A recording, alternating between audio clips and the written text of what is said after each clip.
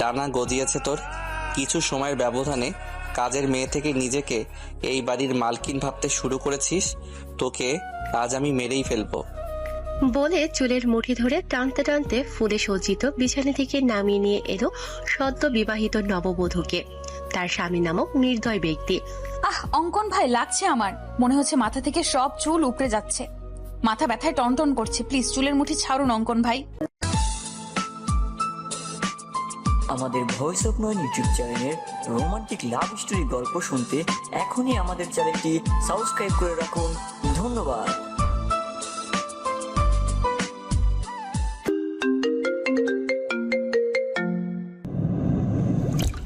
খুব কষ্ট হচ্ছে আমার, দম বন্ধ হয়ে আসছে। বিশ্বাস করুন, আমি কোনো পেপার ছিঁড়িনি। আমি তো জানিও না আমাদের কন্ট্রাক্ট ম্যারেজ হয়েছে। গতকাল রাতে আপনি যখন আমার হাতে পেপার ধরিয়ে দিয়ে বলেছিলেন ছটপট সাইন করে দিতে, ব্যাস আমি কিছু না পড়েই সাইন করে দিয়েছিলাম। তবে এখন বুঝেছি সেই পেপারটা কোনো সাধারণ পেপার ছিল না, ছিল আমাদের বিয়ের কন্ট্রাক্ট পেপার, যেখানে আমাদের সম্পর্কটাই একটা চুক্তির সম্পর্ক, ভিত্তিহীন, শুধুমাত্র কাগজের একটা সম্পর্ক টিকিয়ে রাখার জন্য আমি কেন কন্ট্রাক্ট পেপার ছিঁড়ে ফেলার দুঃসাহস দেখাতে যাব? দাদিমা যখন আমাকে আপনার রুমে নিয়ে আসে, তখন বড় বাবাকে আপনার রুম থেকে বের হতে দেখেছি আমি। তুই ঠিক কি মিন করছিস অজান্তা? তুই বলতে চাইছিস ড্যাড এই কাজ করেছে? দোহাই আপনার, বিশ্বাস করুন আমার কথা, আমি সত্যিই কিছু করিনি। একদম চুপ। আর একটা কথা বলবি তো একদম গুলি করে মাথার খুলি উড়িয়ে দিব। অঙ্কন চৌধুরীর বউ হওয়ার খুব শখ ছিল তোর, তাই না? তুই কি ভেবেছিলি একটা কাগজে নিজের নাম লিখে আর 3 কবুল বললেই তুই এই বাড়ির কাজের মেয়ে থেকে বাড়ির বউ হয়ে যাবি? মম ড্যাড সুইটহার্টের মতো আমার উপরও নিজের রাজত্ব দায়ের করতে পারবি? তোর এই আশা কখনো পূরণ হবে না অজান্তা। ভুলে যাস না, তুই এই বাড়ির কাজের মেয়ে, আর সারা জীবন কাজের মেয়ে হয়েই থাকবি। তোর মতো নর্দমার কীট অঙ্কন চৌধুরীর পায়ের তলায় থাকার যোগ্য বুকে নয়। না জানি কার না কার পাপের ফসল মম ড্যাড আমাদের বাসায় এনে রেখেছে, যেন এটা কোনো আশ্রয় কেন্দ্র। ইস, নেমপ্লেটে চৌধুরী মঞ্জিল না লিখে আশ্রয় মঞ্জিল লিখে দিলে বেশ ভালো হতো। এতে তোর মতো হাজারো অজান্তা, নামহীন, পরিচয়হীন, বাবা মা ছাড়া মেয়েগুলো এইখানে আশ্রয় নিতে পারত। ড্যাড শুধুমাত্র তোকে আশ্রয় দিয়ে ক্ষান্ত হয়নি, এখন আবার আমার ঘাড়েও ঝুলিয়ে দিয়েছে। আপনি আমাকে যা ইচ্ছা হয় বলুন, মারুন, কাটুন, আমি কিচ্ছু বলবো না। কিন্তু আমার বাবা মা সম্পর্কে কোনো বাজে কথা বললে আমি কিন্তু আপনাকে ছেড়ে কথা বলবো না অঙ্কন ভাই। অজান্তার কথা শুনে অঙ্কন ক্ষিপ্ত হয়ে এসে অজান্তার গাল চেপে ধরে বলল, ও রিয়েলি? তুই সিআইডি অফিসার অঙ্কন চৌধুরীকে থ্রেট করছিস, যার নাম শুনে শহরের অলিগলিতে থাকা প্রত্যেকটা ক্রিমিনাল ভয়ে কেঁপে ওঠে? তুই তাকে ভয় দেখাচ্ছিস? ও শিট, আমার তো প্যান্ট ভিজে গেছে রে অজান্তা তোর থ্রেট শুনে। অঙ্কন এমন ভাবে অজান্তার গাল চেপে ধরেছে যেন মনে হচ্ছে জল ভেঙে যাবে। অজান্তা কোনো মতে অঙ্কনকে ছাড়িয়ে অশ্রু ভেজা নয়নে বলল, হ্যাঁ, স্বীকার করছি আমি অজন্তা। আমার কোনো পরিচয় জানা নেই, কিন্তু আমিও কোনো বাবা মায়ের সন্তান। তাই কথায় কথায় আমার পরিচয় নিয়ে প্রশ্ন তুলবেন না অঙ্কন ভাই।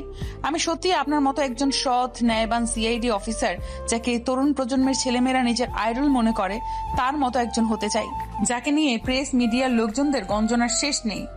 অন্তত তার মুখ থেকে এমন কুরুচিপূর্ণ কথা কখনো আশা করিনি। তারা হয়তো জানে না, তারা যাকে নিজেদের আইডল মনে করে সে সবার সামনে যতটা ভালো মানুষ, ঠিক ততটাই নোংরা, কুৎসিত, অহংকারের জর্জরিত তার ভেতরটা।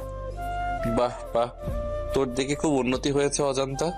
যে অঙ্কন চৌধুরীকে দেখলে ক্রিমিনালদের মতো তোরও কাঁপাকাঁপি শুরু হয়ে যায়। এতগুলো বছর আমাদের বাড়িতে থাকার পরও যার সম্মুখে দাঁড়িয়ে কথা বলতে পারিসনি, আর আজ তুই তার চোখে চোখ রেখে কথা বলছিস। Really I can't believe this. নাকি তুই নিজেকে আমার বউ ভাবতে শুরু করেছিস?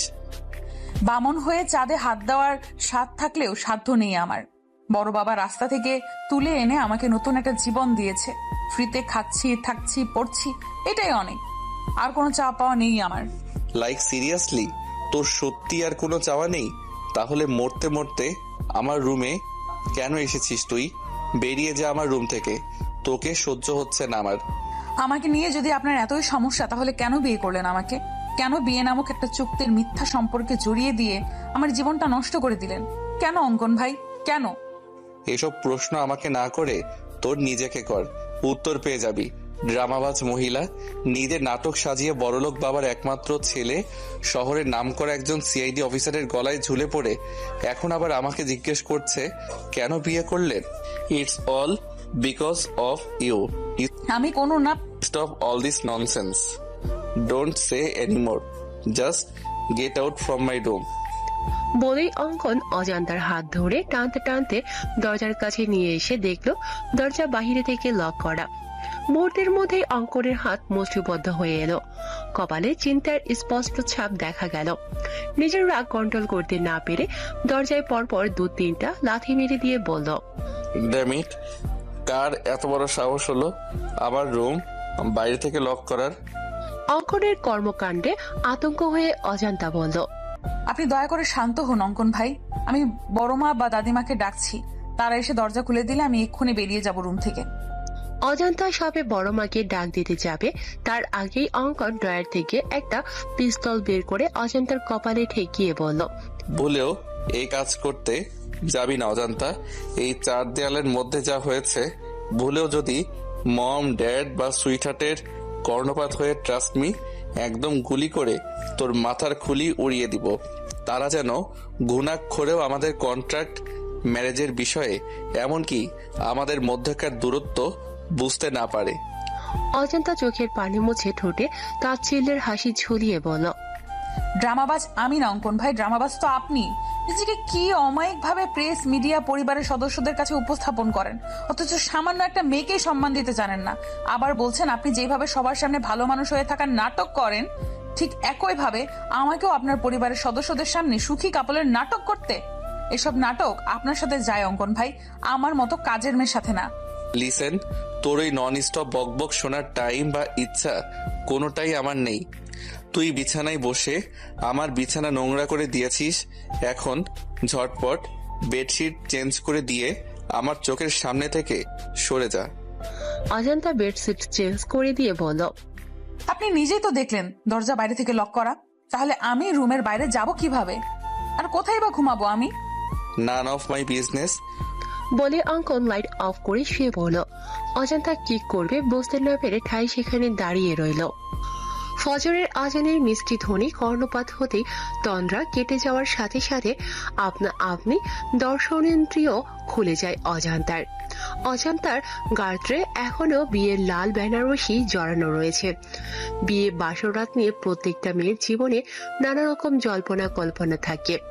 স্বামী নামক অপরিচিত ব্যক্তির জন্য মনের গহীনে কত শত স্বপ্নের জাল বোনা থাকে, সেরকমটা অজান্তারও ছিল। অথচ তার বাসরাতে স্বামীর বিছানার জায়গাটুকু মিলেনি, তার ব্যালকনিতে রাত্রি যাপন করতে হয়েছে। হয়তো তার ললাটে এমনটাই লেখা ছিল। সারা রাত গরম আর মশার কামড়ে একটুও ঘুম হয়নি অজান্তার। রাতে গহনাগুলো খুলে মেঝেতে রেখেছিল, সেগুলো মেঝে থেকে তুলে অঙ্গনের ড্রেসিং টেবিলের উপর খুব সতর্কতার সাথে রেখে অজান্তা পা টিপে টিপে ওয়াশরুমে চলে গেল। অজান্তা নামাজ পড়ার জন্য অজু করে এসে দেখে কোথাও জায়নামাজ নেই।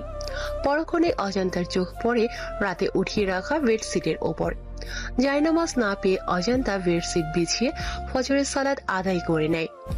অজান্তা নামাজ শেষ করে অগোছালো রুমটা পরিষ্কার করছে, এমন সময় দরজার বাহির থেকে আঞ্জুম আরা চৌধুরী গলা শুনতে পায়। দরজার অপর প্রান্ত থেকে আঞ্জুম আরা চৌধুরী বলছেন, সরি দাদু ভাই, আমি তোমাদের প্রাইভেসির জন্য বাইরে থেকে দরজা লক করে দিয়েছিলাম, যাতে তোমাদের বাসরাত আরো মধুময় হয়ে ওঠে, দুজন দুজনের মনের গহীনে পৌঁছে যেতে পারো। আই থিঙ্ক এতে তোমাদের উপকার হয়েছে। দরজা লক খুলে দেওয়া হয়েছে, ফ্রেশ হয়ে তাড়াতাড়ি নিচে এসো, সবাই অপেক্ষা করছে নবদম্পতির জন্য। দরজা খোলা পেয়ে অজান্তা নিজের রুমে চলে আসে চেঞ্জ করার জন্য। অজান্তা একটা চুড়িদার নিয়ে ওয়াশরুমে যাবে, এমন সময় নাতাশা চৌধুরী এসে বলল, অজান্তা, তুই এই রুমে কেন? তুই জানিস না বিয়ে হবার সাথে সাথে পরের ঘর নিজের ঘর হয়ে যায়? গতকাল থেকে বাবুর রুম তোরও রুম হয়ে গেছে, এখন থেকে তুই বাবুর রুমে থাকবি। আমি বাবুর রুমে গিয়ে দেখি বাবু ঘুমিয়ে আছে, কিন্তু কোথাও তোকে না পেয়ে আমার এখানে আসতে হলো। আসলে বড় মা, আমি অঙ্কন ভাইয়ের রুমেই ছিলাম, কিন্তু আমার কাপড় চোপড় সবকিছু এই রুমে রয়েছে, তাই চেঞ্জ করার জন্য এসেছি। আমি এক্ষুনি শাড়ি চেঞ্জ করে চুড়িদার পরিধান করে আসছি। তোকে শাড়িতে অনেক সুন্দর লাগছে অজন্তা। আমি তোর জন্য শাড়ি নিয়ে এসেছি। এখন কথা না পারিয়ে তাড়াতাড়ি শাওয়ার নিয়ে এই শাড়ি আর গতকাল তোর বড় বাবা যে গহনাগুলো তোকে দিয়েছে সেগুলো পরে নিচে আয়। ঠিক আছে বড় মা, তবে তোমার অসুস্থ শরীর, তুমি আবার কিচেনে যেও না কিন্তু। আমি চেঞ্জ করে এসে সবার জন্য নাস্তা রেডি করছি। তাছাড়া বেলি তো আছেই, ও আমাকে হাতে হাতে সাহায্য করবে। তুমি একদম আগুনের কাছে যাবে না বড় মা। নাতাশা চৌধুরী অজন্তাকে নিজের বুকে টেনে নিয়ে বলল, পাগলি মেয়েটা কত ভাবে আমার জন্য। এজন্যই আমি আর ইমতিয়াজ তোকে সারা জীবন আমাদের সংসারে রাখার লোভ সামলাতে পারিনি। এখন যা তো, ঝটপট রেডি হয়ে নিচে আয়। নাতাশা চৌধুরী বেরিয়ে গেল। অজন্তা তার দেওয়া প্যাকেট খুলে দেখে একটা কালো আর ব্লু কালারের জামদানি, 2টা শাড়ি রয়েছে, তার সাথে প্রয়োজনীয় সবকিছু। অজন্তার দেরি না করে তাড়াতাড়ি রেডি হয়ে নিচে যাবে। এমন সময় মনে পড়ে বড় মা তো গহনা নিতে বলেছিল, কিন্তু আমি তো ভুলক্রমে গহনাগুলো অঙ্কন ভাইয়ার রুমে রেখে এসেছি। এখন তার রুমে গেলে যদি আবার রাতের মতো বকাঝকা করে, যদি বন্দুক নিয়ে তেড়ে এসে তার বিখ্যাত ডায়লগ দিয়ে বলে, অজন্তা তুই আবার আমার রুমে এসেছিস কেন, এক্ষুনি বের হয়ে যা আমার রুম থেকে, অন্যথায় একদম গুলি করে তোর মাথার খুলি উড়িয়ে দেব, তখন কি জবাব দেব আমি? পরক্ষণেই মনে হলো এই টাইমে অঙ্কন ভাই জগিং করতে বের হয়, নিশ্চয়ই আজও তার ব্যতিক্রম হয়নি। আমি নিশ্চিন্তে গিয়ে আমার গহনাগুলো নিয়ে আসতে পারবো। এক বুক আশার সঞ্চার করে অজান্তা অঙ্কনের রুমের দিকে পা বাড়ালো। ফোন ভাইব্রেটের শব্দে ঘুম ভেঙে গেল অঙ্কনের। অঙ্কন তড়িঘড়ি করে উঠে ফোনের দিকে চোখ পড়তেই বলল, ও শিট, আমার জগিং এর সময় পার হয়ে যাচ্ছে আর আমি ঠিকই পাইনি। সব হয়েছে ওই ড্রামাবাজ মেয়েটার জন্য। ওর জন্যেই অনেক রাত পর্যন্ত জেগে থাকতে হয়েছে, যার কারণে আজ আমার জগিং মিস হয়ে গেল। অঙ্কন অজান্তাকে হাজারটা বকা দিতে দিতে ফ্রেশ হওয়ার জন্য ওয়াশরুমে প্রবেশ করতেই শ্যাম্পু বা সাবান জাতীয় কিছুর উপর স্লিপ হয়ে ঠাস করে মেঝেতে পড়ে যাওয়ার ফলস্বরূপ অনেকটা ভিজে যাওয়ার সাথে সাথে কোমরেও বেশ চোট পায়। বিরক্তিতে অঙ্কন মুখ থেকে জল জাতীয় শব্দ বের করে বলল, আমি স্পষ্ট বুঝতে পারছি আমার ওয়াশরুমে কেউ এসেছিল, কিন্তু কে হতে পারে? আমার অনুমতি ব্যতীত কারো সাহস হবে না আমার রুমে প্রবেশ করার। ও মাই গড, তার মানে ওই ড্রামাবাজ নোংরা মেয়েটা আমার ওয়াশরুমেও চলে এসেছে। তোর সাহস দেখে আমি অবাক হয়ে যাচ্ছি অজান্তা। এর জন্য তোর কঠিন শাস্তি ভোগ করতে হবে। I will teach you a good lesson, mind it. একে তো তোর জন্য আজকে জগিং করতে যেতে পারিনি, এখন আবার কোমরে ব্যথা পেতে হলো, আবার ভিজেও গিয়েছি।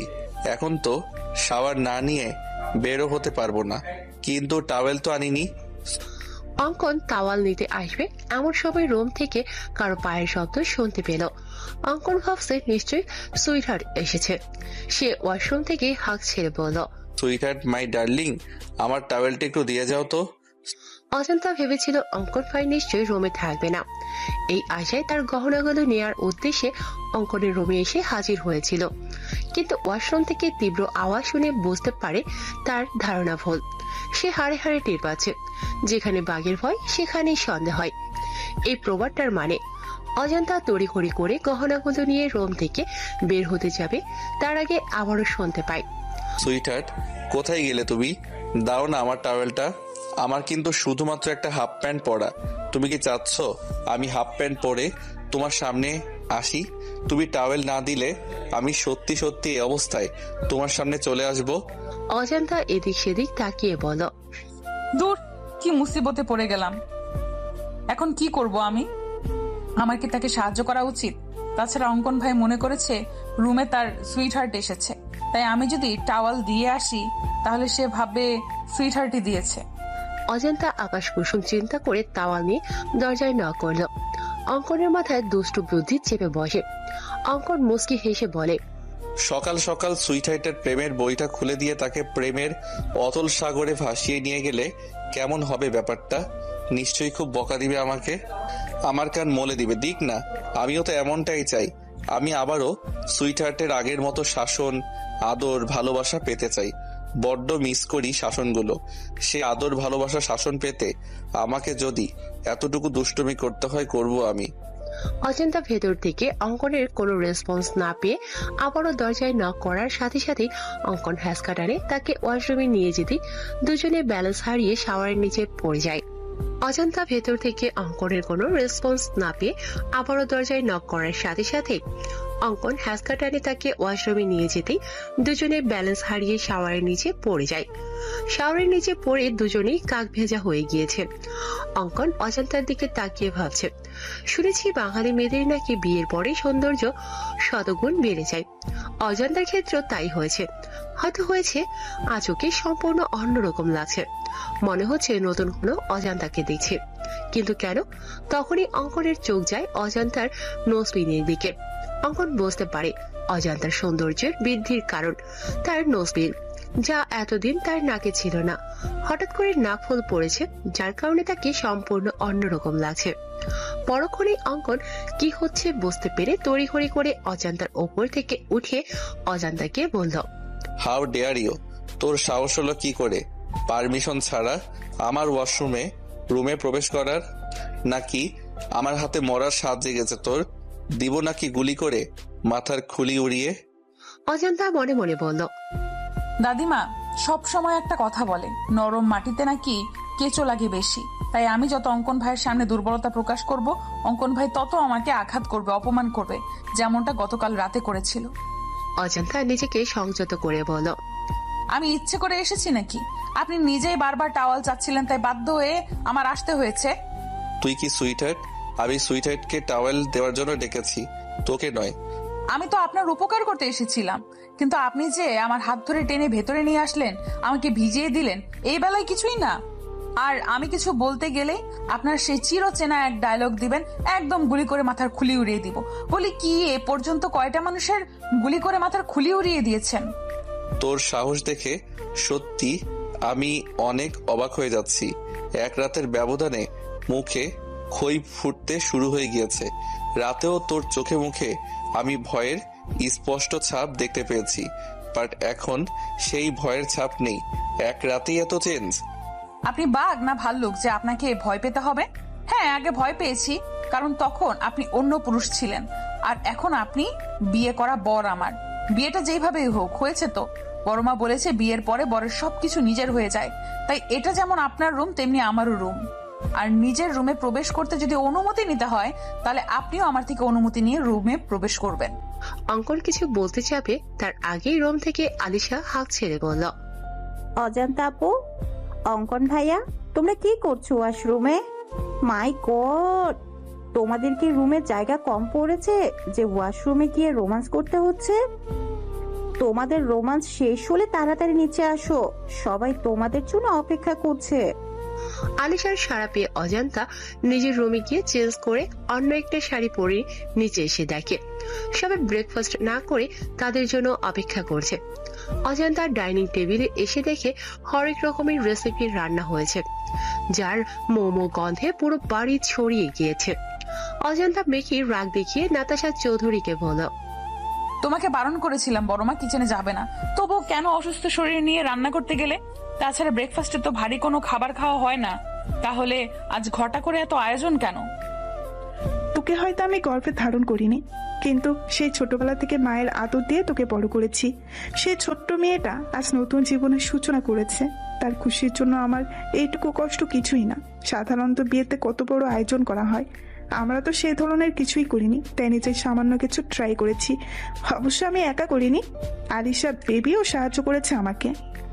অজান্তা নাতাশা চৌধুরীকে জড়িয়ে ধরে বলল, তোমাকে জড়িয়ে ধরলে কেন আমি মায়ের ফিল, আমার মায়ের গন্ধ পাই বড়মা? কেন মনে হয় তুমি আমার গর্ভধারিণী মা? তুই আমার নিজের পেটের মেয়ে, তাই হয়েছে শান্তি। এবার কথা না বাড়িয়ে তাড়াতাড়ি খেতে বস, আমি তোদের তিনজনকেই নিজের হাতে খাইয়ে দিব। কিন্তু বাবু এখনো আসছে না কেন? মম, ওই যে দেখো ভাইয়া চলে এসেছে, এখন তাড়াতাড়ি খেতে দাও তো, খুব খিদে পেয়েছে। ব্রেকফাস্টে আজ এত এত খাবার খেতে পারবো কখনো ভাবিনি। এইসব কিছু হয়েছে অজান্তা আপুর জন্য। ধন্যবাদ আপু। হয়েছে, আর এত ধন্যবাদ দিতে হবে না। অঙ্কন চেয়ার টেনে আর চোখে অজান্তার দিকে তাকিয়ে বলল, সকাল সকাল ড্রামা শুরু করে দিয়েছে। ড্রামাবাজ মহিলা একটা। অঙ্কন বসা মাত্রই আঞ্জুমারা চৌধুরী অঙ্কনকে ফিস ফিস করে বলল, হোয়াট হ্যাপেন দাদু ভাই? সকাল সকাল দুজনেরই চুল ভেজা, দাল মে কুছ কালা হ্যায়। অঙ্কন মাথা চুলকাতে চুলকাতে বলল, তুমি যেরকম ভাবছো সেরকম কিছুই হয়নি সুইটহার্ট। এরকম দিন আমিও পার করে এসেছি দাদু ভাই। চুলে পাক এমনি এমনি ধরেনি। বিয়ের পরের কয়েকটা মাস হচ্ছে মধু মাস। মধুর আজাদ আর মধুরানীর থেকে মধু সংগ্রহ করবে, এটাই স্বাভাবিক। এতে এত লজ্জা পাওয়ার কি আছে? অঙ্কন প্রসঙ্গ পরিবর্তন করতে বলল, মম কোথায় সুইটহার্ট? তাড়াতাড়ি ব্রেকফাস্ট দিতে বলো তো, আমার একটু তাড়া আছে, বেরোতে হবে আমাকে। বিয়ের পরের দিনই নতুন বউ ছেড়ে কোথায় যাবে দাদু ভাই? ইনভেস্টিগেশনে যেতে হবে সুইটহার্ট। তুমি তো ছুটিতে রয়েছো, তাহলে আবার ইনভেস্টিগেশনে কেন? নতুন নতুন বিয়ে করছো, কোথায় বউকে একটু সময় দিবা, আদর আহ্লাদ করবা, তা নয়তো সেই ছুটছো ইনভেস্টিগেশনে। অন্য অফিসার তো আছে, তারা ঠিক সামলে নিবে। তোমার কাজ কোথাও যেতে হবে না। গ্রাম থেকে কিছু মেহমান আসবে, বিকালে ছোটখাটো প্রভাতের অনুষ্ঠানের আয়োজন করা হয়েছে। তুমি কোথাও যাচ্ছ না, বাস। এমনটা হয় না সুইটহার্ট। থানায় 4টা মিসিং ডায়েরি এসেছে বাচ্চা নিখোঁজ হওয়ার, যার ইনভেস্টিগেশনের সম্পূর্ণ দায়িত্ব পড়েছে আমাদের সিআইডি টিমের উপর। আর ডিপার্টমেন্টের আমি একজন সিনিয়র সিআইডি অফিসার হয়ে হাত পা গুটিয়ে বাড়ি বসে থাকতে পারি না সুইটহার্ট। একটার পর একটা বাচ্চা নিখোঁজ হচ্ছে এতিমখানা থেকে, আর আমাদের সন্দেহ এতিমখানার সাথে জড়িত কেউ এই কাজ করেছে। হয়তো সে বাচ্চা পাচারকারীদের সাথেও জড়িত। তাই আরো বাচ্চা মিসিং হওয়ার আগেই আমাদের অপরাধীদের ধরতে হবে। নাতাশা চৌধুরী কিচেন থেকে পায়েসের বাটি নিয়ে আসছিল ডাইনিং এর দিকে। এমন সময় এতিমখানার কথা শুনে অঙ্কনকে জিজ্ঞাসা করলো, কোথায় যাবি বাবু? তুই না ছুটি নিলি? কুসুমপুর এতিমখানায় মম।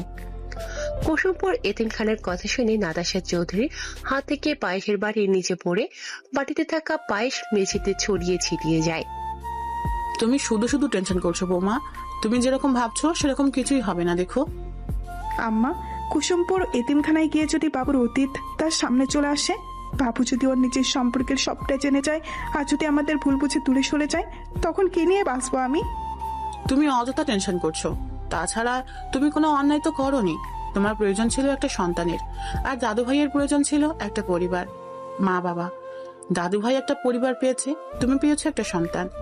যদিও তুমি দীর্ঘ 8 বছর পরে একটা মৃত সন্তান জন্ম দিতে সক্ষম হয়েছিলে, কিন্তু সে তো আর পৃথিবীর আলো দেখতে পারেনি।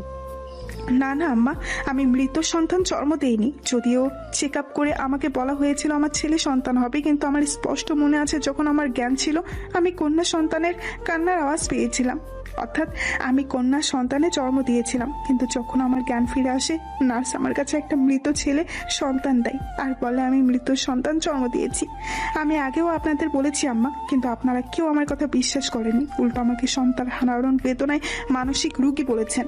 বিশ্বাস করেন আম্মা, আমার সত্যি মেয়ে হয়েছিল, কিন্তু জানি না কার নজর লেগেছিল আমার মেয়ের উপর, আমার পরিবারের উপর। তারা আমার মেয়েকে সরিয়ে তার জায়গায় একটা মৃত ছেলে সন্তান দিয়ে দিল।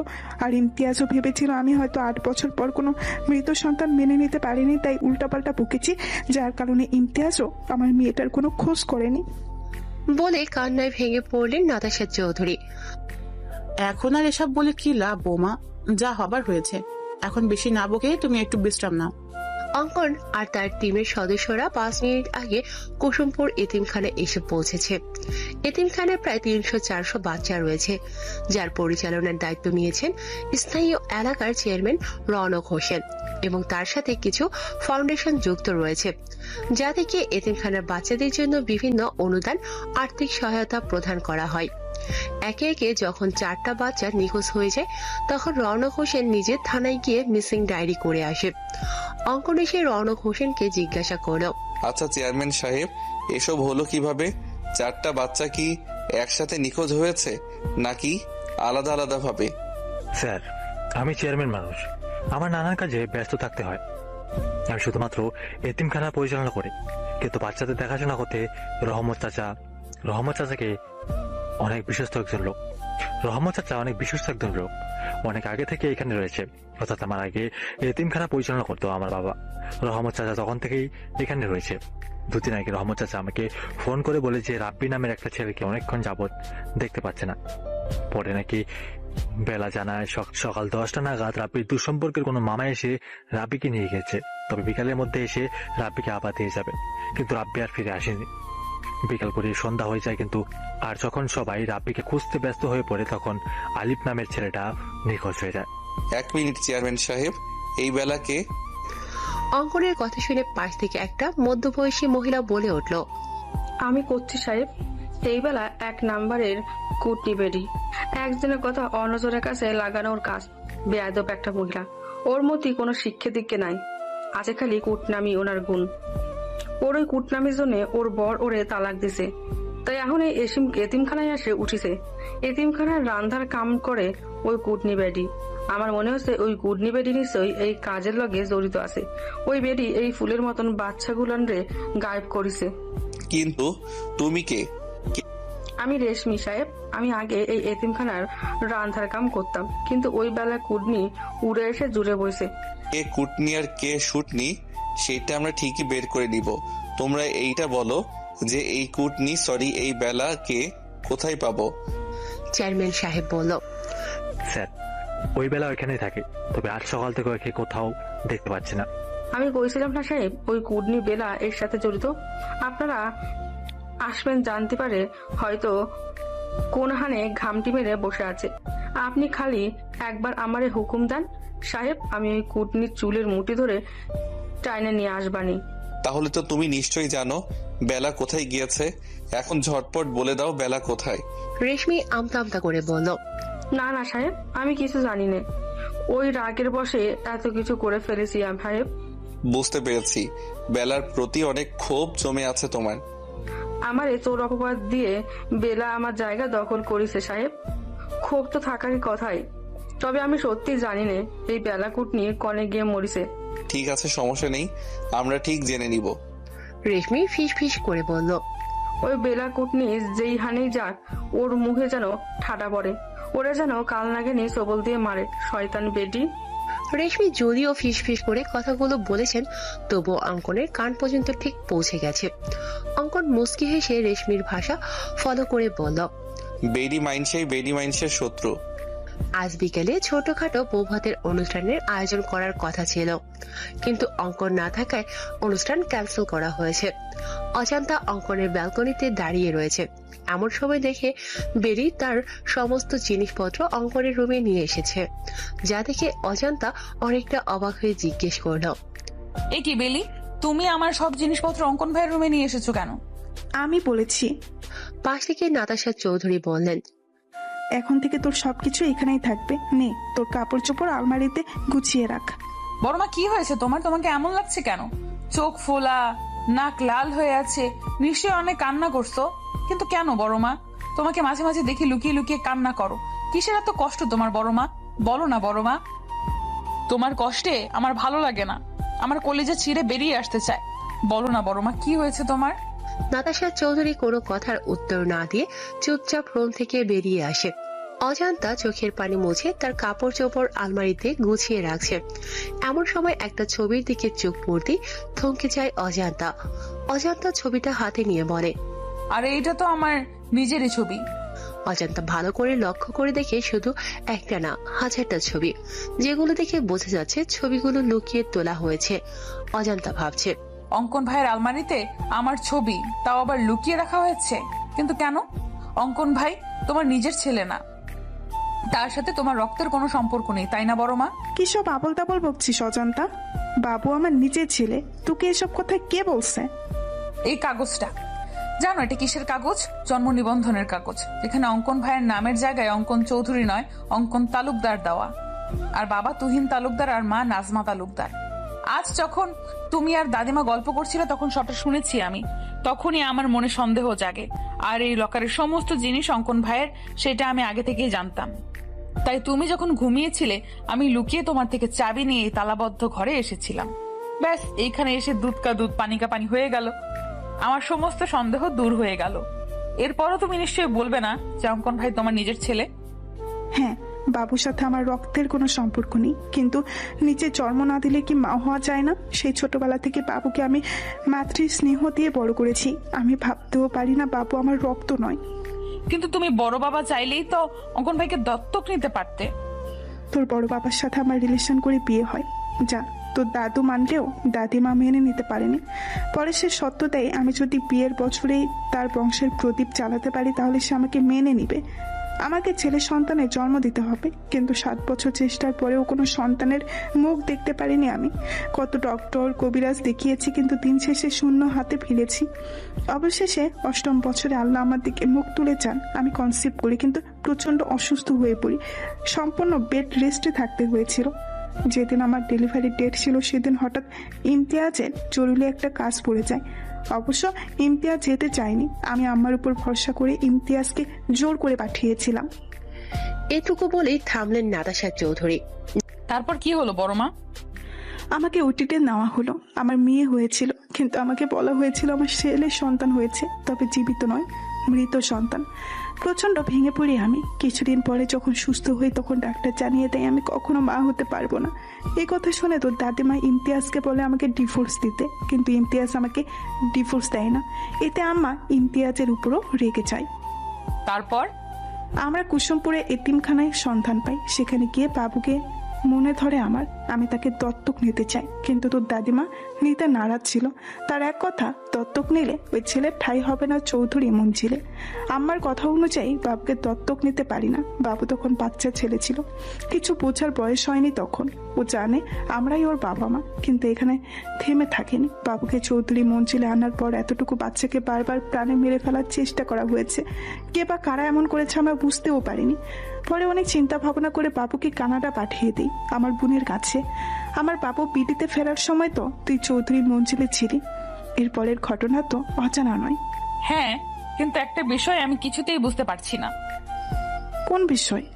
স্কুল কলেজে ভর্তি হওয়ার সময় তো বিভিন্ন কাগজপত্র লাগে, সেখানে অঙ্কন ভাই তার আসল বাবা মার নাম দেখেনি। আমরা টাকা দিয়ে নকল কাগজপত্র বানিয়েছিলাম, যেখানে আমার আর তোর বড় বাবার নাম ছিল। তোর কাছে একটা অনুরোধ, তুই বাবুকে এই বিষয়ে কিচ্ছু বলবি না। কিছু কথা না হয় অজানাই থাক। তুমি চিন্তা করো না বড় মা, আমি অঙ্কন ভাইকে কখনো এই বিষয়ে কিছুই বলবো না। নাতাশা চৌধুরীর অজান্তার কপালে চুমু দিয়ে বলল, রাত 11টা বেজে গিয়েছে, এখন বাবু ফিরলো না। ফোনটাও বন্ধ বলছে। জানি না কোথায় আছে এই ছেলেটা। তুমি শুয়ে পড়ো বড় মা, আমি আছি তো। আমি অপেক্ষা করছি অঙ্কন ভাইয়ের জন্য। ঠিক আছে, তুই খেয়ে নে, আর বাবু আসলে খাবার দিস। হ্যাঁ রে বাবা, দিব। তুমি যাও, নিশ্চিন্তে ঘুমিয়ে পড়ো। আচ্ছা, যাচ্ছি আমি। অজন্তা না খেয়ে ডাইনিং টেবিলে রাখা খাবার গুছিয়ে ফ্রিজে রেখে এসে সোফায় বসে অঙ্কনের জন্য অপেক্ষা করতে লাগলো। অপেক্ষা করতে করতে সবে অজান্তার চোখ লেগে এসেছে। এমন সময় কলিং বেল বেজে ওঠে। অজান্তার দরজা খুলে দেখে অঙ্কন এসেছে, কিন্তু তাকে অনেক বিধ্বস্ত দেখাচ্ছে। এলোমেলো চুল, গায়ে পরিধানকৃত শার্ট ও এলোমেলো লাল চোখ, মনে হচ্ছে কান্না করার ফলে এমন হয়েছে। অঙ্কন দরজার বাইরে থেকে জিজ্ঞেস করলো, এখনো ঘুমোসনি কেন? ছি ছি ছি, অঙ্কন ভাই আপনি সিগারেট খেয়েছেন? এতটা অধপতন ঘটেছে আপনার? মাই লাইফ মাই রুলস, আমার যা খুশি তাই করব। তোর কোনো প্রবলেম আছে? আর তোর প্রবলেম থাকলেও আমার কিছু যায় আসে না। বলে অজান্তাকে ধাক্কা দিয়ে সরিয়ে নিজের রুমে চলে যায় অঙ্কন। অজান্তা দরজা বন্ধ করে দিয়ে কিচেনে গিয়ে এক গ্লাস ঠান্ডা শরবত করে নিয়ে আসে অঙ্কনের জন্য। কিন্তু রুমে এসে দেখে অঙ্কন রুমে নেই। তিনি ব্যালকনিতে দাঁড়িয়ে দাঁড়িয়ে মনে শুকিয়ে সিগারেটের ধোঁয়া ওড়াচ্ছেন। অজান্তা সোজা গিয়ে অঙ্কনের ঠোঁট থেকে সিগারেট টান দিয়ে নিচে ফেলে দিয়ে বলে, কি সমস্যা আপনার? তো কোথায় থাকবে? তোর সব জিনিসপত্র আমার রুমে কেন? আপনি হয়তো জানেন না, কিন্তু আমি ঠিকই জানি। বরের জিনিসপত্র যেখানেই থাকবে, বউয়ের জিনিসপত্র সেখানেই থাকবে। এটাই স্বাভাবিক, তাই না? অঙ্কন কিছু বলার আগেই অজান্তা বলল, অন্য ছেলেরা অফিস থেকে ফিরে বউকে জড়িয়ে ধরে ক্লান্তি দূর করে, কিন্তু আপনি তো সাধু সন্ন্যাসী, বউয়ের ধারে কাছেও ঘেসবেন না। তাই আপনার জন্য ঠান্ডা শরবত করে এনেছি, নিন শরবত পান করে ক্লান্তি দূর করুন। I don't know, no need. অবশ্যই প্রয়োজন আছে। তুই কিন্তু একটু বেশি বকছিস অজান্তা। আমার সামনে থেকে যা, নয়তো একদম গুলি করে মাথার খুলি উড়িয়ে দিব। থাক ভাই, খুলি উড়ানোর কোনো প্রয়োজন নেই। আপনি ফ্রেশ হন, আমি উপরে আপনার জন্য খাবার নিয়ে আসছি। অজান্তার খাবার নিয়ে এসে দেখে অঙ্কন শাওয়ার নিয়ে লুঙ্গি পড়েছে, যা দেখে অজান্তার হাসি কিছুতেই থামছে না। অজান্তাকে হাসতে দেখে অঙ্কন ধমক দিয়ে বলল, ফ্রিতে সার্কাস দেখেছিস নাকি? আপনি লুঙ্গি পরেছেন? আগে তো কখনো আপনাকে লুঙ্গি পরতে দেখিনি। অজন্তা অঙ্কনকে খাবার দিয়ে সেখানেই দাঁড়িয়ে রয়েছে। সেও রাতে খায়নি, মনে হচ্ছে পেটের মধ্যে ক্ষুধায় হরতাল শুরু করে দিয়েছে। অজন্তা ভাবছে, আমাকে একটু খাইয়ে দিলে অঙ্কন ভাইয়ের কি জাতমান চলে যেত। অজন্তার মুখের কথা মুখে থাকতেই অঙ্কন জিজ্ঞেস করলো, কেন, তুই কি চোখে কম দেখিস? লুঙ্গি আমি প্রতি রাতেই ঘুমাতে যাওয়ার আগে পরি। তুই নিশ্চয়ই আমার সাথে ঘুমাস না যে তাই দেখতে পাবি। আর গরমকালে লুঙ্গি মানেই এসি। লুঙ্গি থাকলে এসি চালানোর কোনো প্রয়োজন হয় না।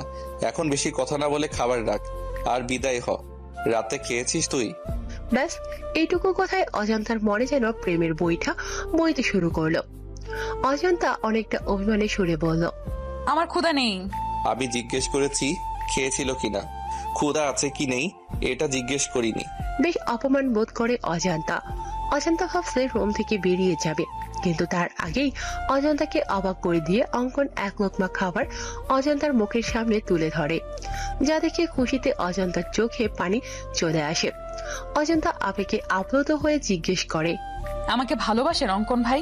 দেখতে দেখতে কেটে গেল কয়েকদিন। কেসের ইনভেস্টিগেশন চলছে, কিন্তু কাঙ্ক্ষিত কোনো তথ্য বা প্রমাণ এখনো পাওয়া যায়নি। অঙ্কন এতিমখানার সব বাচ্চাদের চকলেট দিয়ে তাদের মনোরঞ্জন করার পর তাদের জিজ্ঞাসা করছে তারা কিছু জানে বা দেখেছে কিনা। এমন সময় অঙ্কনের ফোন বেজে উঠল। অঙ্কন কল রিসিভ করে বলল, হ্যাঁ ঈশান বলো, ওই দিকের কি খবর, কিছু জানতে পেরেছো কি? হ্যাঁ স্যার, এতিমখানা থেকে 3 কিলো দূরে একটা জঙ্গল রয়েছে। ওই জঙ্গলে বেলা নামের মহিলাটার লাশ পাওয়া গেছে। আমরা আশেপাশে লোকদের ছবি দেখে জিজ্ঞেস করেছি, তারা নিশ্চিত করেছে এটা বেলার লাশ। মনে হচ্ছে মাথায় আঘাতের ফলে এর মৃত্যু হয়েছে। কিভাবে মৃত্যু হয়েছে সেটা তো ফরেনসিক রিপোর্ট এলে জানা যাবে। তুমি এক কাজ করো, লাশটাকে ফরেনসিক ল্যাবে পাঠিয়ে দাও। জি স্যার, আমি এখনই পাঠিয়ে দিচ্ছি। তবে স্যার, একটা বিষয় আমার মাথায় কিছুতেই ঢুকছে না। আমরা তো বেলাকেই সন্দেহ করেছিলাম, আর আশ্চর্যজনক ভাবে সেই বেলাই খুন হয়ে গেল। কিন্তু কেন? বেলা নিশ্চয়ই এমন কিছু জানতে পেরেছিল বা দেখেছিল যা খুনির জন্য কাল হয়ে দাঁড়িয়েছিল। ব্যাস, তারা পথের কাঁটা সরিয়ে দিয়েছে। এই বেলা বেঁচে থাকলে আমাদেরকে অনেক তথ্য দিয়ে সহায়তা করতে পারত, কিন্তু কোনো ব্যাপার না। এই বেলায় আমাদের পৌঁছে দিবে আসল অপরাধী পর্যন্ত। তুমি ফরেনসিক ল্যাবে চলে যাও, আমিও আসছি। ঠিক আছে স্যার। হ্যাঁ, উক্টর রবিন কিছু জানতে পারলেন? হ্যাঁ অঙ্কন, আনুমানিক 4 ঘন্টা আগে বেলা মারা গিয়েছে। তবে এই বেলার মৃত্যু আঘাতের ফলে হয়নি। তাহলে কিভাবে হয়েছে? বিষের কারণে। বেলাকে বিষ দিয়ে মারা হয়েছে। এই দেখো, ওর ঠোঁট গলা কেমন নীল হয়ে গিয়েছে। আমি হয়তো খুনিকে এটা বলতে পারবো না, কিন্তু বেলাকে বিষ কে দিয়েছে সেটা বলতে পারবো। ডক্টর রবিনের কথা শুনে ঈশান বলল, কিভাবে স্যার? এই যে এই পানির বোতলটা, যেটা বেলার লাশের কাছে পড়েছিলাম, আমি এই বোতলে দুজনের ফিঙ্গারপ্রিন্ট পেয়েছি। যার একটা বেলার ফিঙ্গারপ্রিন্টের সাথে ম্যাচ করছে, আর একটা ফিঙ্গারপ্রিন্ট হচ্ছে সেই ব্যক্তি যে বেলাকে এই বিষ দেওয়া পানি খেতে দিয়েছিল।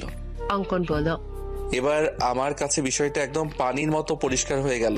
মানে কেউ বেলাকে জঙ্গলে ডাকে, এরপর বেলা যখন জঙ্গলে যায় তখন কেউ বেলাকে পেছন থেকে মাথায় ভারী কিছু দিয়ে বাজেভাবে আঘাত করে। বেলা মৃত্যু যন্ত্রণায় ছটফট করতে থাকে, তার পানির তেষ্টা পায়। শেষবারের মতো হয়তো পানি খেতে চেয়েছিল, আর তখনই কেউ বেলাকে এই বিষ মিশ্রিত পানির বোতল দেয়, আর যার ফলে বেলার মৃত্যু ঘটে। একদম ঠিক বলেছ অঙ্কন, বেলার সাথে এমনটাই হয়েছে। ফিঙ্গারপ্রিন্ট যখন পাওয়া গিয়েছে, খুনিকেও খুব সহজে আমরা ধরে ফেলবো। কাল সকালে আবারও আমাদের কুসুমপুর এতিমখানায় যেতে হবে। ওই এতিমখানাতেই লুকিয়ে রয়েছে সব রহস্যের সমাধান। অফিসের কাজ শেষ করে বাড়ি ফেরার সময় অঙ্কন দেখলো একজন ঝালমুড়ি বিক্রেতা ঝালমুড়ি বিক্রি করছে। অঙ্কন ভাবলো, ড্রামাবাজ মেয়েটা ঝালমুড়ি খুব পছন্দ করে। ঝালমুড়ি পেলে যেন দিন দুনিয়া সব ভুলে যায়। কি সব অখাদ্য গিলে মেয়েটা, সব অখাদ্য খাওয়ার ফলে শরীরের এই অবস্থা। মনে মনে অজন্তাকে 1000টা বকা দিয়ে অঙ্কন 100 টাকার ঝালমুড়ি নিয়ে বাইকের স্পিড বাড়িয়ে দিয়ে তাড়াতাড়ি বাড়ি পৌঁছালো।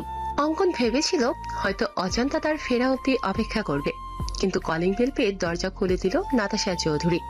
যা দেখে অঙ্কন বলল, মম, তুমি এখনো জেগে রয়েছো কেন? জেগে না থাকলে দরজা খুলে দিত কে শুনি? কেন, তোমার আদরের মেয়ে অজন্তা কোথায়?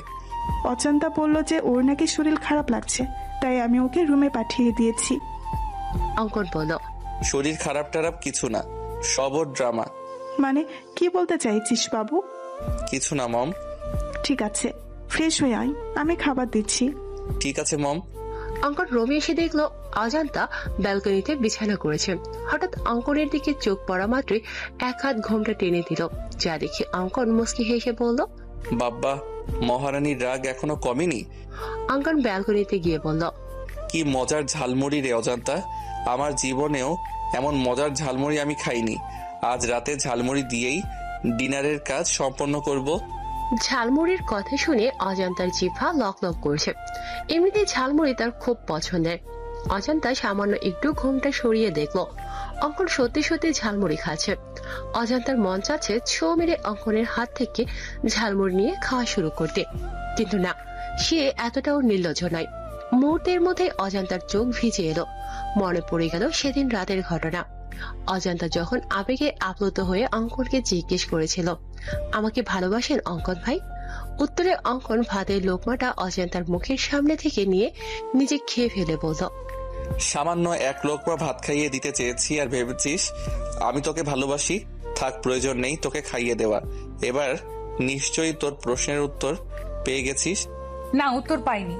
আমি আপনাকে জিজ্ঞেস করেছি ভালোবাসেন কিনা, ইয়েস অর নো। তোর প্রশ্নের উত্তর দিতে বাধ্য নই আমি।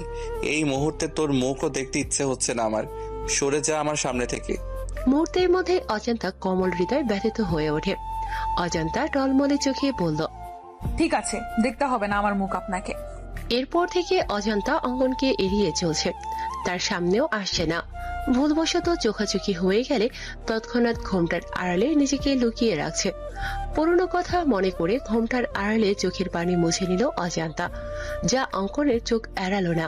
অঙ্কন অজান্তাকে শুনিয়ে শুনিয়ে বলল, কেউ তো আর ঝালমুড়ি খাচ্ছে না, কি আর করার, আমি নিজেই সবটা খেয়ে ফেলি। অঙ্কনের কথা শুনে অজান্তা সমস্ত লজ্জা ভুলে সো মেরে অঙ্কনের হাত থেকে ঝালমুড়ি নিয়ে দিল এক দৌড়, যা দেখে অঙ্কন হো হো করে হেসে উঠল। রাত 11টা। অজান্তা ঘুমানোর জন্য ব্যালকনিতে বিছানা ঠিকঠাক করে ঘুমানোর প্রস্তুতি নিচ্ছে। এমন সময় অঙ্কন ব্যালকনিতে উপস্থিত হয়। অঙ্কনকে দেখা মাত্র হায় আল্লাহ বলে অজান্তা মাথায় ঘোমটা টেনে নিজেকে আড়াল করে নেয়। অঙ্কন বিরক্তিতে মুখ থেকে চ জাতীয় শব্দ বের করে বলল, ড্রামাবাজ মহিলা, দয়া করে তোর ড্রামা বন্ধ কর। এমন ভাব করছিস যেন তোর সামনে স্বয়ং তোর ভাসুর এসেছে, তাকে দেখে নিজেকে ঘোমটার আড়ালে নিয়ে গিয়েছিস। আপনি নিজেই বলছেন আপনাকে যেন আমার মুখ না দেখাই, তার জন্যই তো এই অভিনব পদ্ধতি অবলম্বন হয়েছে। এতে আপনার সমস্যা কোথায় আমি বুঝতে পারছি না। তাছাড়া আপনার এখানে কি চাই? তোকে মানে এখানে তো শুতে হবে না, বিছানায় চল।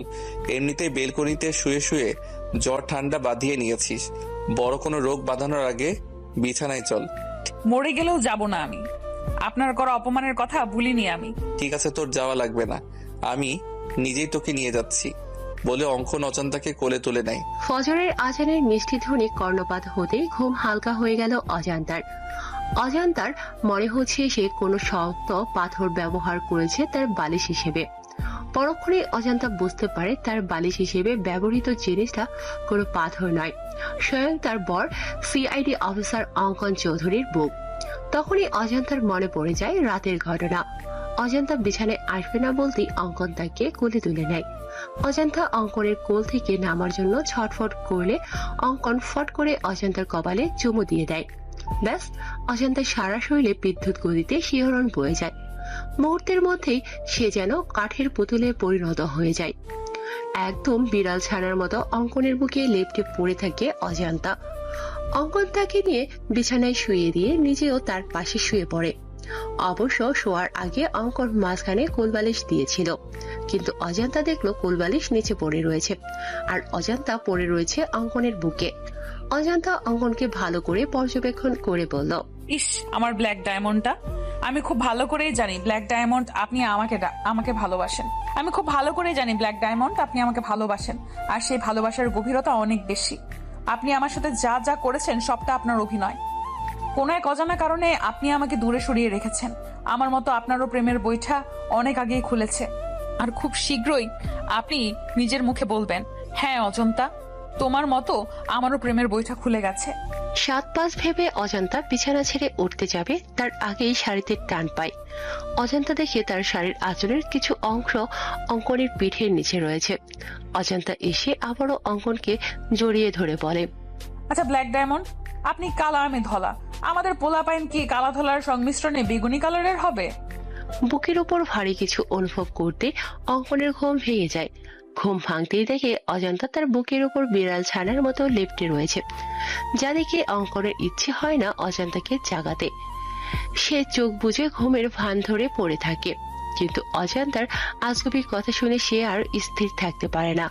অঙ্কন এক ঝটকায় অজান্তাকে নিজের থেকে সরিয়ে ধমক দিয়ে বলে, what the hell are you? অঙ্কনের ধমকে অজান্তা ভয় পাওয়ার পরিবর্তে দাঁত কেলিয়ে বলে, বলেন না অঙ্কন ভাই, আমাদের পোলাপাইন কি বেগুনি কালারের হবে? এই জন্যই কথাই বলে বানরদের বেশি লাই দিতে নেই। বেশি লাই পেয়ে তারা ঠিক এইভাবে মাথায় উঠে নাচতে শুরু করে। অনেক নেচেছিস, এবার নাম আমার বিছানা থেকে।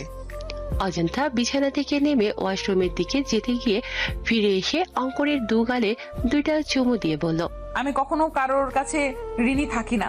আপনি রাতে আমাকে একটা চুমু দিয়েছিলেন, তাই এখন আমি সুদ সহ 2টা ফেরত দিলাম। হিসাব একদম বরাবর। বলে অজান্তা ওয়াশরুমে চলে গেল। অজান্তা যাওয়ার পানে তাকিয়ে অঙ্কন বলল, আমিও দেনাদার হয়ে থাকতে পছন্দ করি না।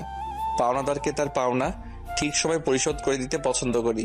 বলে আবারও ঘুমের রাজ্যে পাড়ি জমালো অঙ্কন। অজান্তা ফজরের নামাজ আদায় করে নিচে এসে দেখলো নাতাশা চৌধুরী কিচেনে রান্না করছে। অজান্তা অবাক হয়ে জিজ্ঞেস করলো, এ কি বড় মা, এত সকাল সকাল তুমি কিচেনে কেন? তোমার ক্ষুধা লেগেছে আমাকে বলতে পারতে, আমি নাস্তা তৈরি করে দিতাম। তুমি শুধু শুধু কষ্ট করে এত সকাল সকাল উঠতে গেলে কেন? আমাদের এক জায়গায় যেতে হবে অজান্তা, তার জন্যই সকাল সকালে রান্না বসিয়েছি।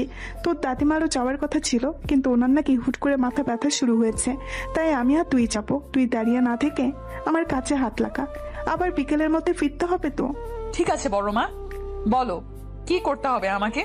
তুই ছোলার ডালটা ধুয়ে প্রেসার কুকারে দিয়ে দে, আমি লুচির জন্য ময়দা মেখে রাখি। বাবু কিছুদিন থেকে লুচি আর ছোলার ডাল খেতে চাইছে, তাই ভাবলাম আজ বাবুর পছন্দের লুচি আর নারকেল দিয়ে ছোলার ডাল করি। ঠিক আছে বড় মা, তাহলে আজকে সকালের নাস্তা একদম জমি ক্ষীর হবে। তোমার হাতে লুচি আর ছোলার ডাল, উফ, এখনই জিভে জল চলে এসে গেছে। হয়েছে হয়েছে, এত আলু দিতে হবে না। অজান্তা আর নাতাশা চৌধুরী রান্না করছে, এমন সময় সেখানে বেলি উপস্থিত হয়। বেলিকে দেখে নাতাশা অজান্তাকে বলল, তুই এখন যা, রেডি হয়ে নে, রান্না প্রায় হয়ে এসেছে, বাকিটা আমি আর বেলি করে নিচ্ছি। ঠিক আছে বড় মা। মম, সকাল সকাল সাজগোজ করে কোথাও যাচ্ছ নাকি? হ্যাঁ বাবু, তোর পিথি আন্টিকে চিনিস না? হ্যাঁ, কি হয়েছে পিথি আন্টির? ও নাকি 2 দিন আগে সিঁড়ি থেকে পড়ে গিয়ে মাথায় পায়ে বাজেভাবে আঘাত পেয়েছে, হসপিটালে ছিল, এখন নাকি একটু সুস্থ, তাই বাড়িতে রেখে ট্রিটমেন্ট করা হচ্ছে। ঠিক আছে, যাও তাহলে, দেখে আসো তোমার বান্ধবীকে। বলছিলাম কি বাবু, তুই কি গাড়ি করে যাবি? না মম, গ্রামে ছোট ছোট রাস্তা, গাড়ি যায় না, বাইকে করে যাব। কেন, কি হয়েছে মম? তোর ড্যাড গাড়ি নিয়ে বেরিয়েছে, এখন আমরা কিভাবে যাব বুঝতে পারছি না। এক কাজ করো মম, বাসে করে চলে যাও। আমিও বাসে করে যাবো ভাবছিলাম, কিন্তু অজান্তা তো বাসে জার্নি করতে পারে না, মেয়েটার মাথা ঘুরে বমি পায়, ওর জন্যই তো, না হলে আমার কোনো সমস্যা ছিল না। অজান্তাও যাবে? বলতেই অঙ্কনের চোখ যায় সিঁড়ি বেয়ে নেমে আসা নববধূর দিকে। ফর্সা গায়ে কালো জামদানি শাড়িটা একদম ফুটে রয়েছে, কোমর পর্যন্ত কোকড়ানো চুলগুলো যেন সমুদ্রের ঢেউ খেলে যাচ্ছে। মুখে নেই কোনো ভারী মেকআপ। মেয়েদের চোখে কাজল দিলে মায়াবী লাগে, কিন্তু এই মেয়ে কখনো কাজল পরে না, চোখে আইলাইনার আর ঠোঁটে সামান্য একটু লিপস্টিক, ব্যাস এতেই যেন তার শ্বাস পরিপূর্ণ হয়ে উঠেছে। অঙ্কনের কাছে মনে হচ্ছে সিঁড়ি দিয়ে ফুটন্ত কোনো গোলাপ নেমে আসে। অঙ্কন অজান্তার দিকে তাকিয়ে হুট করে বলে উঠল, মম, তোমরা বরং আমার বাইকে চলো, আমি তোমাদের ড্রপ করে দিব। অজান্তা এগিয়ে এসে বলল, আমি আপনার সাথে যাব না ব্ল্যাক ডায়মন্ড। অঙ্কন তেড়ে এসে বলল, বেশি পাকনামি করলে একদম গুলি করে মাথার খুলি উড়িয়ে দিব। আমি বাইরে ওয়েট করছি, তাড়াতাড়ি মমকে নিয়ে আয়। অঙ্কন যাওয়ার পানে চেয়ে অজান্তা ব্যঙ্গ করে বলল, একদম গুলি করে খুলি উড়িয়ে দিব। আসিস গুলি করে খুলি উড়িয়ে দিতে, তোর লুঙ্গি পরা ছবি ভাইরাল করে দিব, হা হা হা। বিথি খন্দকার, পেশায় একজন শিক্ষিকা। তার প্রথম স্বামী অ্যাক্সিডেন্ট করে মারা যাওয়ার পর পারিবারিকভাবে রেদওয়ান নামের একজন বিশিষ্ট শিল্পপতির সাথে বিয়ে হয়। রেতুয়ানের প্রথম স্ত্রী একজন মেয়ে রয়েছে। সে একদম দু চোখে বিথিকে সহ্য করতে পারে না। দুদিন আগে বিথি কলেজে যাওয়ার জন্য তাড়াতাড়ি করে সিঁড়ি বেয়ে নামছিল। হঠাৎ করে কোনো পিচ্ছিল জাতীয় কিছুর উপর স্লিপ করে সে পড়ে যায়, যার কারণে মাথায় ও পায়ে আঘাত পায়। বিথির ধারণা কেউ ইচ্ছাকৃতভাবে তাকে আঘাত করার জন্য এই কাজ করেছে।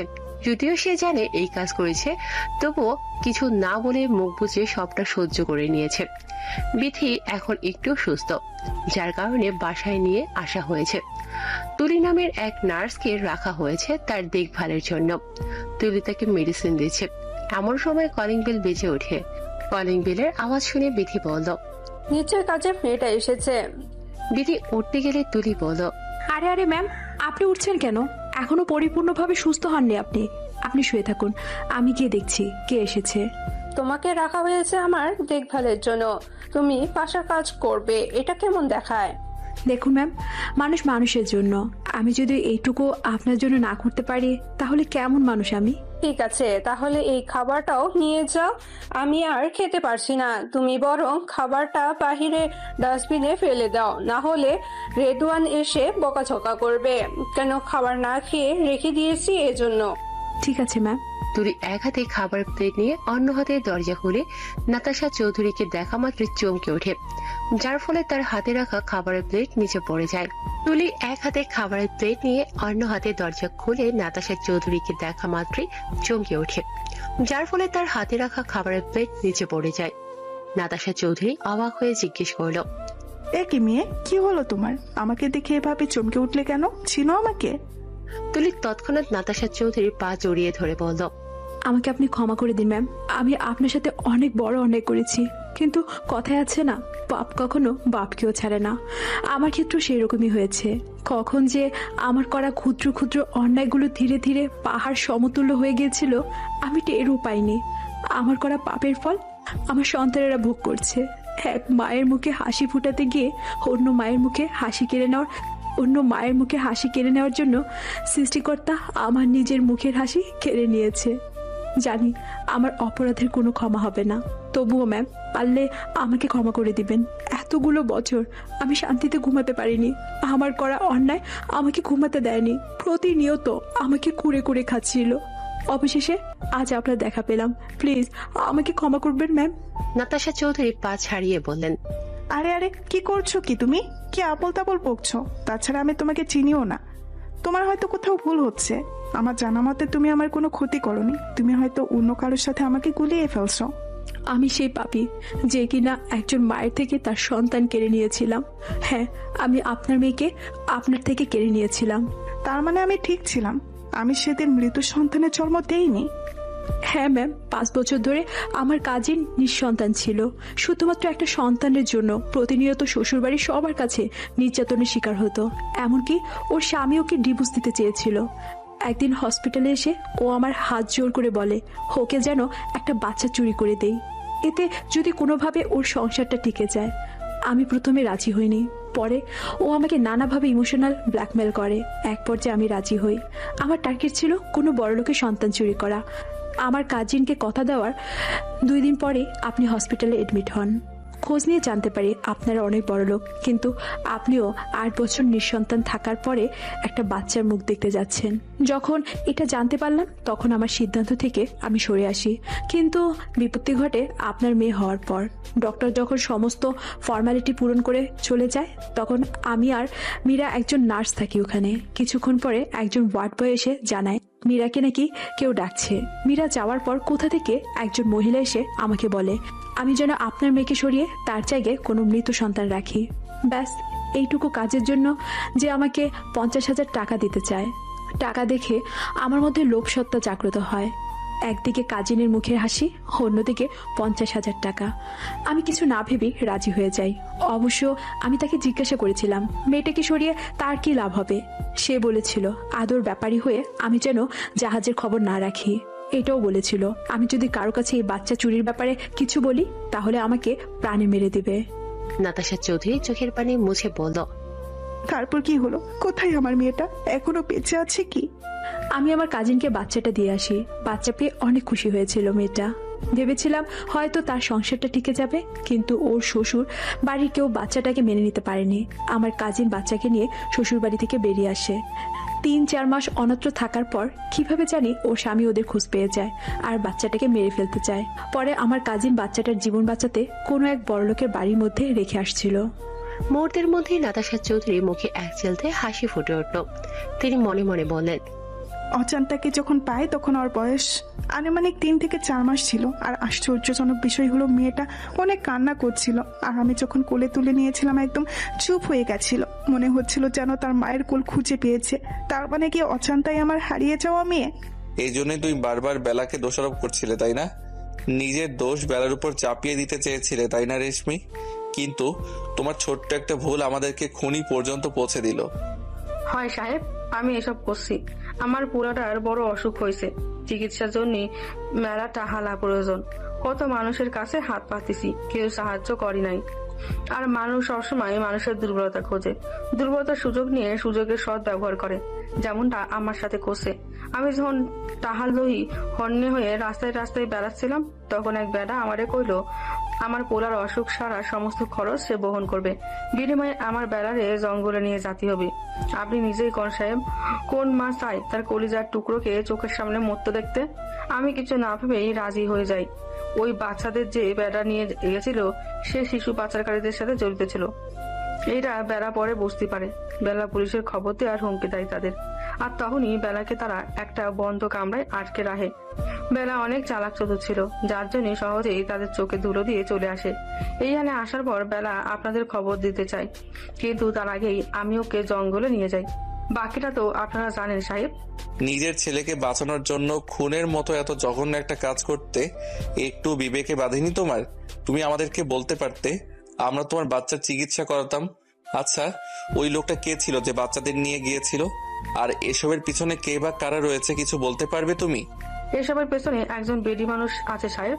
তুমি শিওর? হ্যাঁ সাহেব, যে বেটা বাচ্চাদের নিয়ে গেছিল সে ফোনে করছিল, মা ওইদিকে সব ঠিকঠাক আছে তো? 2-1 দিনের মধ্যেই বাচ্চাদেরকে পাচার করে দিব, আর বিনিময়ে আমরা কোটি কোটি টাকা পাবো। এই 2 দিন একটু কষ্ট করে তুমি বাচ্চাদের সামনে রাখো মা। বেটার কথা শুনে আমি বুঝতে পারছি এসবের পেছনে তার মা রয়েছে, অথবা যে রয়েছে তাকে সে মা ডাকে। মা থাকুক বা বাবা থাকুক, আমরা ঠিক তাকে ধরে ফেলবো। তবে তুমি যা করেছো এর জন্য তুমিও শাস্তি পাবে। শাস্তির জন্য প্রস্তুত হও রেশমি। মাঝরাতে কোনো কিছুর শব্দে ঘুম ভেঙে যায় অঙ্কনের। পাশে অজান্তাকে না পেয়ে অনেকটা চিন্তিত হয়ে যায় অঙ্কন। অঙ্কন নিচে এসে অজান্তাকে না পেয়ে কি মনে করে ছাদে চলে যায়। ছাদে এসে দেখে কেউ একজন ফিসফিসিয়ে কথা বলছে, যা পুরোপুরি বোঝা যাচ্ছে না। অঙ্কন বোঝার চেষ্টা করে ঠিক কি কথা হচ্ছে। অঙ্কন সামনের দিকে এগিয়ে যেতেই তার কানে বাজে, বাচ্চাদেরকে এই চৌধুরী মঞ্জিলে রাখা হয়েছে, শুধুমাত্র সকালের অপেক্ষা। সকালে তাদের পাচার করে দেওয়া হবে। মুহূর্তের মধ্যেই অঙ্কনের পা থমকে যায়। অঙ্কন ভাবতে থাকে, কে হতে পারে এই মহিলা? কণ্ঠস্বর ভালো করে বুঝতে পারছি না। আমাদের বাড়িতে মহিলার সংখ্যা 4 জন, মম, অজান্তা, সুইটহার্ট আর বেলি। মম বা সুইটহার্ট এখন এই কাজ করবে না। তাছাড়া মম ড্যাড তো ঘুমোচ্ছে, সুইটহার্টও নাকি অসুস্থ। বেলি রুমও ভেতর থেকে লক করা দেখে আসলাম। একমাত্র অজান্তা রুমের বাইরে রয়েছে। ও নো, তাহলে কি এসবের পিছনে অজান্তা রয়েছে? অজান্তাই করেছে এইসব। সকাল 10টা। চৌধুরী মঞ্জিলে সবাই ব্রেকফাস্ট করছে। এমন সময় ইমতিয়াজ চৌধুরী অঙ্কনকে বলল, আরে বাবু, কেসটা কত দূর আগালো? বাচ্চাদের কোনো খোঁজ পেয়েছিস? অনেকদিন হয়ে গেল এই কেসের ইনভেস্টিগেশন করছিস।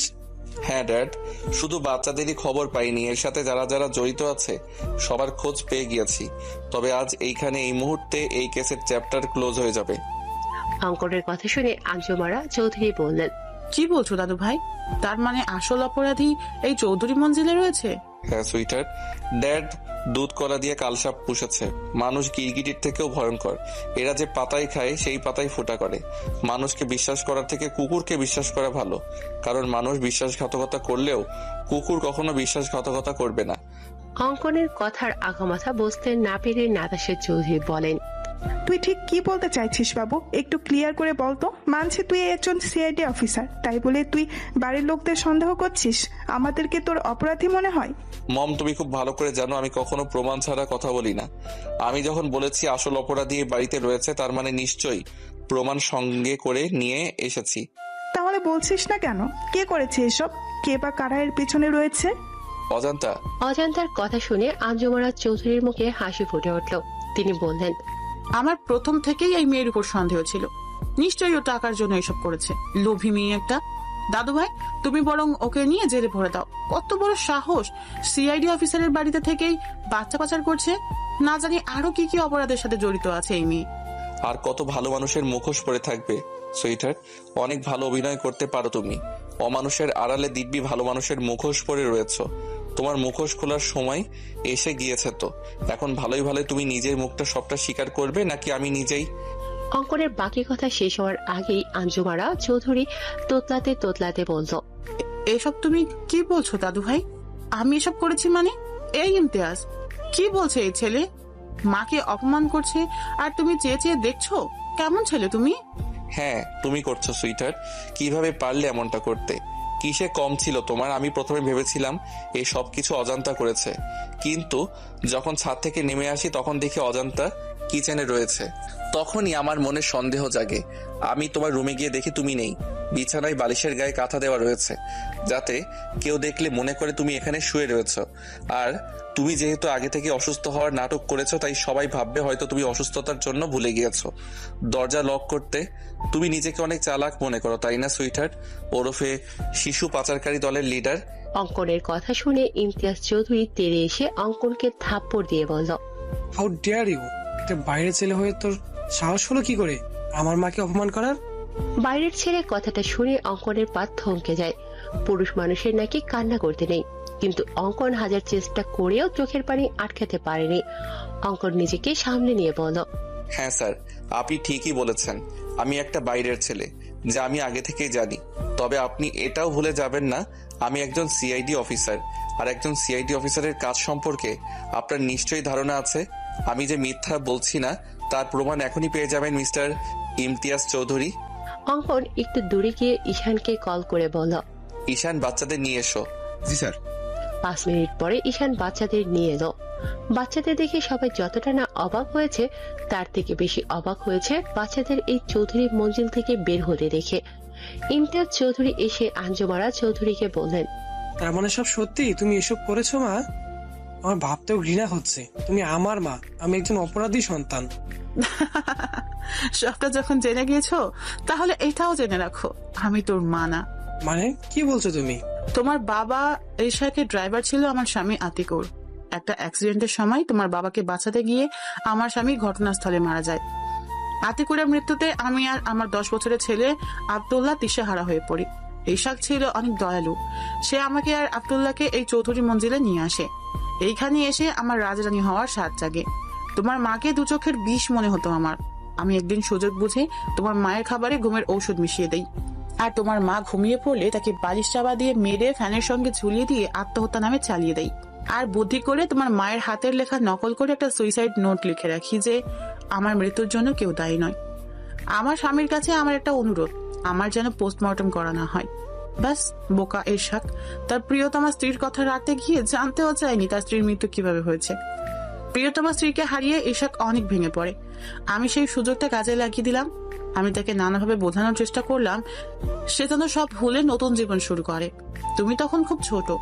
ইরশাককে বললাম তোমার জন্য একটা মা প্রয়োজন, না হলে তুমি মানুষের মতো মানুষ হতে পারবে না। এতে ইরশাক রাজি হয় না। ইরশাক বলে দ্বিতীয় কোনো নারীকে তার জীবনে গ্রহণ করবে না।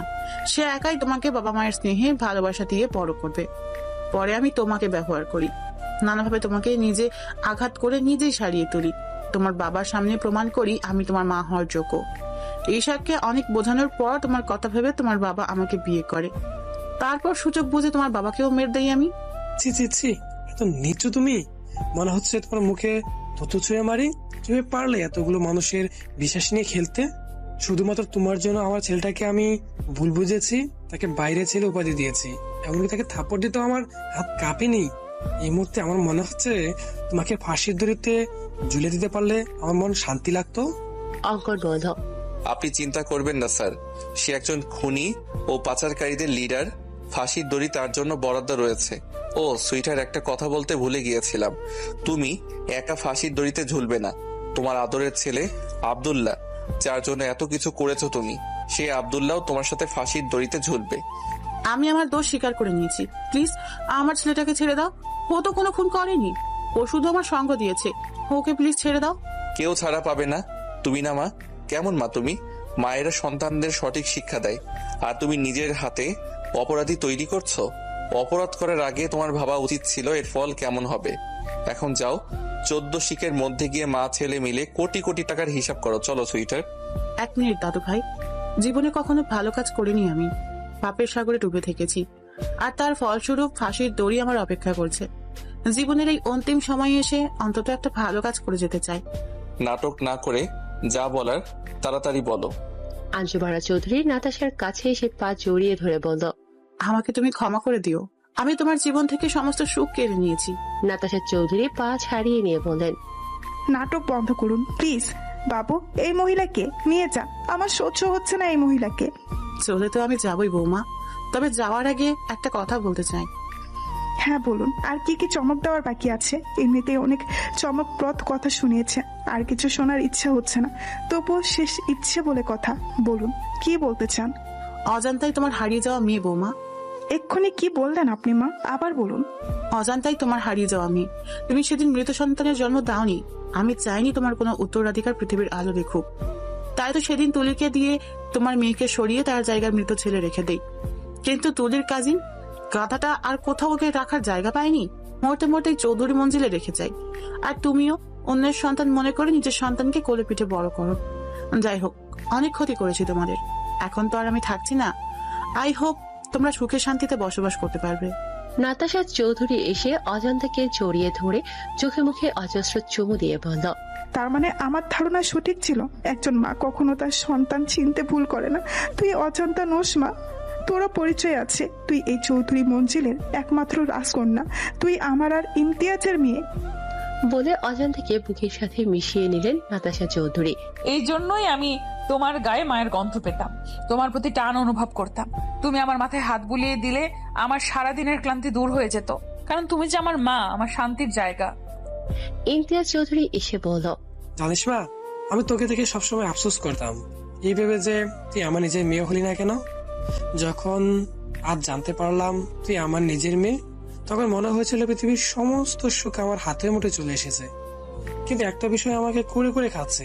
আমি বুঝতে পারছি না বাবুর সামনে কিভাবে দাঁড়াবো। ওকে যে অনেক কষ্ট দিয়েছি। অঙ্কন এসে ইমতিয়াজের হাত ধরে বলল, সমস্যা নেই শ্বশুর মশাই, আমরাই তো। কিন্তু এখন তো আমি এই বাড়ির ঘর জামাই হয়ে গেলাম, তাহলে আপনাদের কি বলে সম্বোধন করব? শ্বশুর আব্বা আর শাশুড়ি আম্মা?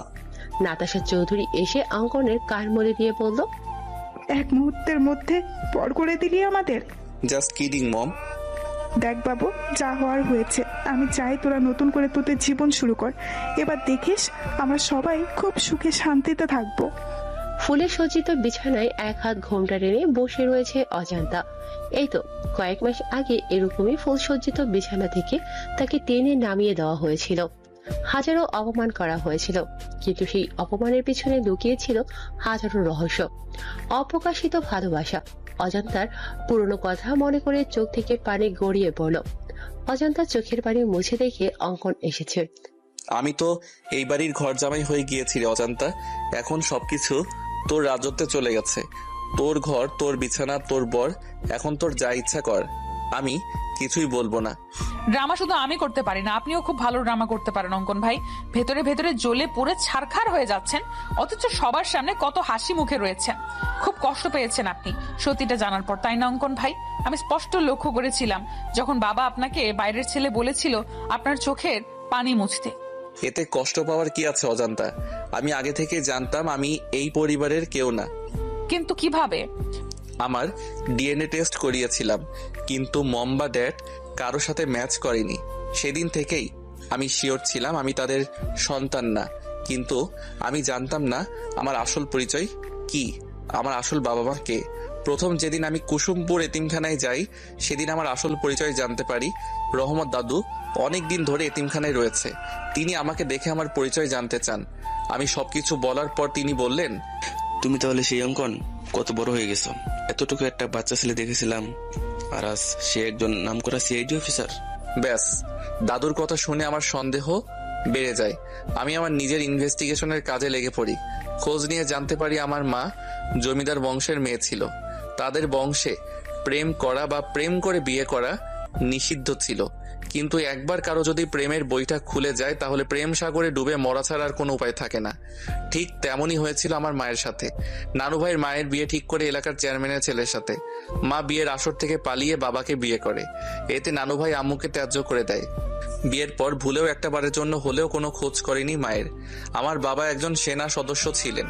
আমার জন্মের কয়েক বছর পরে একটা অ্যাক্সিডেন্টে আমার বাবা মা মারা যায়, কিন্তু সেটা আদৌ অ্যাক্সিডেন্ট না খুন ছিল জানা যায়নি।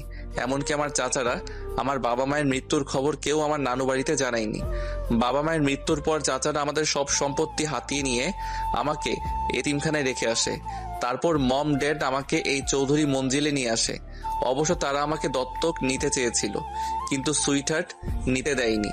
সুইটহার্ট চাইনি চৌধুরী মঞ্জিলে কোনো উত্তরাধিকার আসুক। সে চেয়েছিল সমস্ত সম্পত্তির মালিক হবে তার ছেলে আব্দুল্লাহ। এই জন্যই সুইটহার্ট তোকে ও নার্সকে টাকা দিয়ে সরিয়ে দেয়। ব্যাস, না থাকলো বাস আর না বাজলো বাসি। মোটামুটি সব প্রশ্নের উত্তর পেয়ে গিয়েছি, শুধুমাত্র একটা প্রশ্নের উত্তর ছাড়া। কি প্রশ্ন শুনি?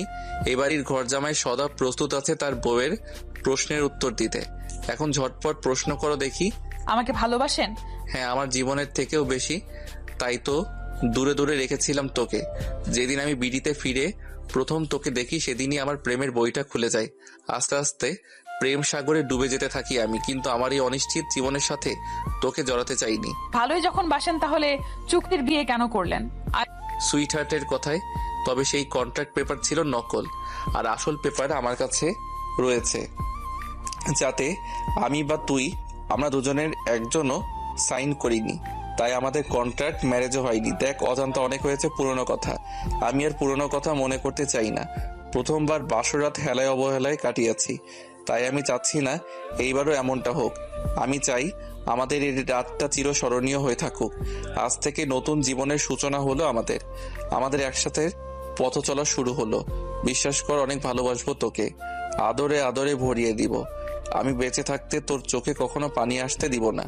অজান্তা এসে অঙ্কনকে জড়িয়ে ধরে বলল, I love you more than my life.